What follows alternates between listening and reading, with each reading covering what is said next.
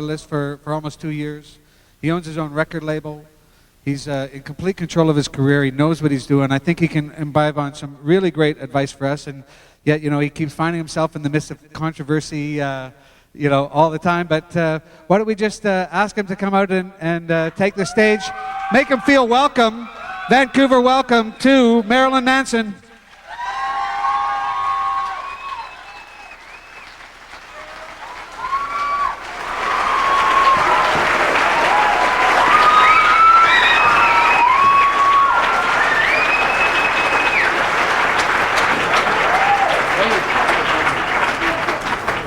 Thank you, that's very kind, this early. So,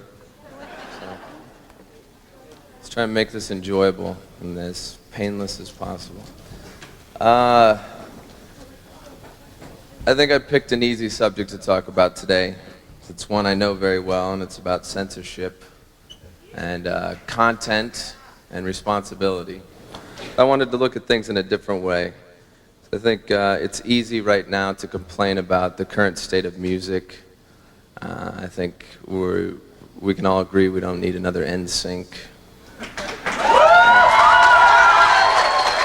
I mean, that's an easy band to take a pot shot at, but just in general, what they represent, the idea that it's just another endorsement for Pepsi, and music at this point runs the risk of just becoming a commercial itself and an advertisement for a bigger company like Seagram's or whoever owns, the label that I'm on and things like that. So, but I think it's our job to, rather than the censorship that people like Joseph Lieberman are trying to employ, I think it's our job to speak what's on our mind, and stop making everything so G-rated, stop, using saccharin instead of sugar, taking the nicotine out of cigarettes, taking the penetration out of pornography, things like that.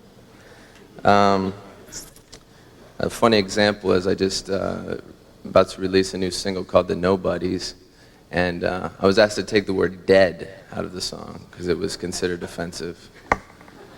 And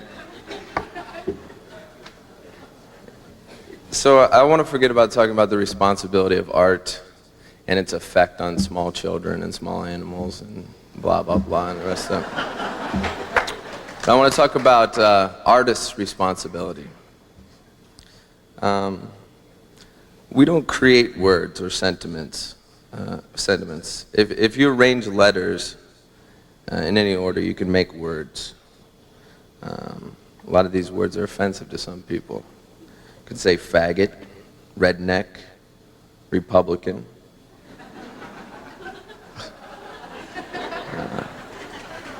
Whore, Nazi, bitch, or biatch. Honky, or, obviously the most offensive is nigger, but which is used in almost an accepted way now. Or the one that I prefer, throbbing uncircumcised member, but that's just my artistic choice. But my point is, these words and feelings existed before any of us were born. And as artists, it's our job to pull them from the sky wherever they exist and use them in new and interesting ways that affect people in new and interesting ways. Interesting example that I heard yesterday, kind of off the subject, kind of brought up the question, did the person who invented the video camera invent pornography? And that's the way you have to look at things,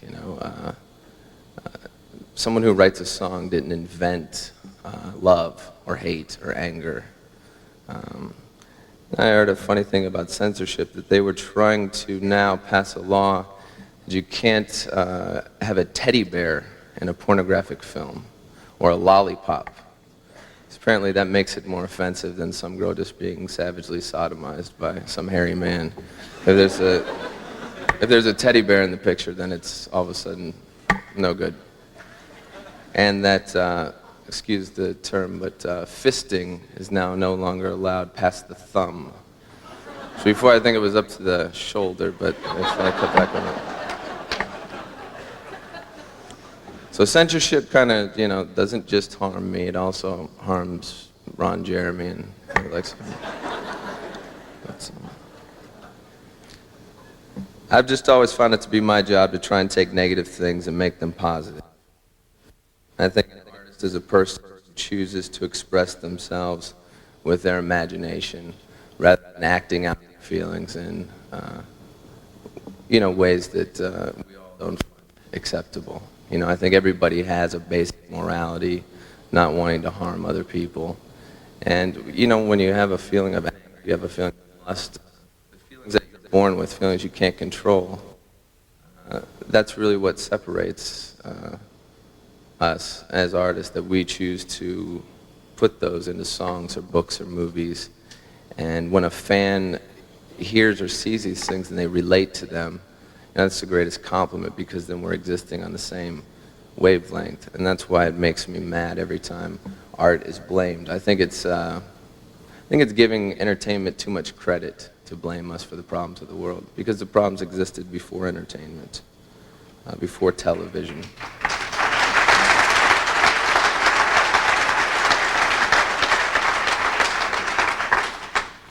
I think also for everything that an artist is blamed for, he can turn around and blame the thing that influenced his creation. And for everybody that hates what I do, I can turn around and say, well, it's the exact world that's attacking me that influenced me to do what I do. And that's my best way of explaining why I do what I do.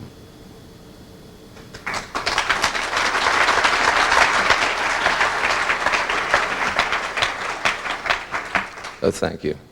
I had to wake up really early to write that, so.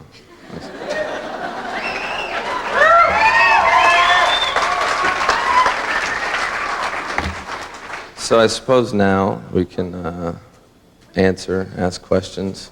I'd prefer to ask you guys questions, but I'll do it the other way.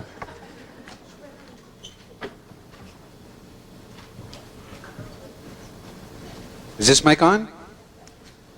So I'll take a microphone on this side, and Michael McCarty's going to come and join me. And if you guys want to, Michael's right over there. So if anybody, actually, we'll start with Marilyn, if we can. We've been getting emails through our website. So I'll just start with one question off the website, which you could maybe speak to. Which it's a question. It says, regarding your label, do you ever see a day where your roles will reverse, and you will become less of a performer and more of a label president? Mogul. The reason I started a label was because I was in a position where someone gave me the opportunity, and I thought that I would try my best to never become that person that I always end up fighting against when I'm trying to make a record. So hopefully I can add a new approach to what a record label president is. I don't think I'll ever have a desk unless I have to, unless there's some sort of secretarial Clinton blowjob thing going on.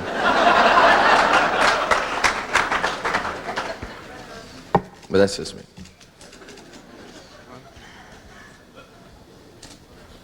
Hello. Hello. I wanted to thank you for your work, because it's changed my life, because it's opened channels that I wasn't ready to look at, or that weren't told to me that I could look at probably. And I just wanted to ask you a couple things. Has your success deepened your life, or has it allowed you to show different parts of you? I'm in a strange position. I don't know if this will answer your question, but it may help you to understand where I am and how often it's difficult for me to be motivated to continue to create. Because a lot of times people will ask me, you're as well known as someone like Madonna. How come you don't sell as many records? Then I have to sit back and realize that I'm amazed that an album called Antichrist Superstar sold 3 records, let alone over 3 million.